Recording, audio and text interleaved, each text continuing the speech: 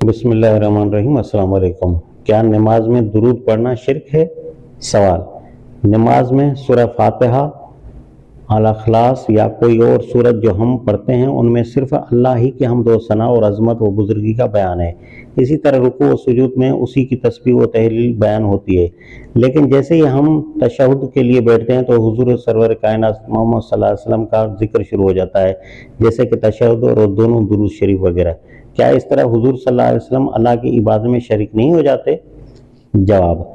तशहुद की पूरी इबारत पर आप गौर करें। पहले आप अल्लाह ताला के हुजूर अपना सलाम पेश करते हैं, फिर रसूलुल्लाह सल्लल्लाहु अलैहि वसल्लम के लिए रहमत व बरकत की दुआ करते हैं, फिर अपने हक में और तमाम नेक बंदों के हक में सलामती की दुआ करते हैं, फिर अल्लाह ताला की वहदानियत और मोहम्मद सल्लल्लाहु अलैहि वसल्लम की रिसालत की शहादत देते हैं, फिर रसूलुल्लाह सल्लल्लाहु अलैहि वसल्लम पर दुरूद भेजते हैं, जो दरअसल अल्लाह ही से इस अमर की दुआ है कि वो हुजूर सल्लल्लाहु अलैहि वसल्लम पर अपनी नवाज़िश की बारिश फरमाए।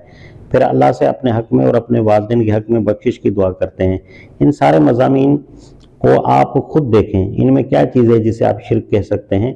ये तो सारी दुआएं अल्लाह ताला ही से हैं। क्या अल्लाह से दुआ करना शिर्क है? और क्या अल्लाह के रसूल को रसूल मानना भी शिर्क है? सवाल। नमाज के आखिर में जो सलाम हम फेरते हैं उसका मकसद और मुखातिब कौन है?